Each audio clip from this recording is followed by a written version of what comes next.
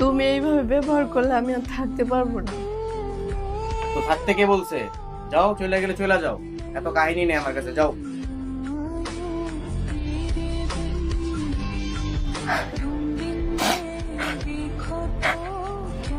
আপু কেমন আছো? আরে ভাই, তুই কখন আসলি? কেমন আছিস? আপু কি হয়েছে তোমার? মন খারাপ কেন? আরে না, মন খারাপ কই, কখন আসছিস? বস। আব্বু আম্মু কেমন আছে রে? ভালোই আছে আপু।